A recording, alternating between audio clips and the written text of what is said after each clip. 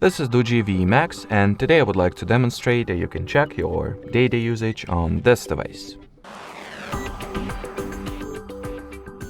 So first step you will need to take is to open Settings app.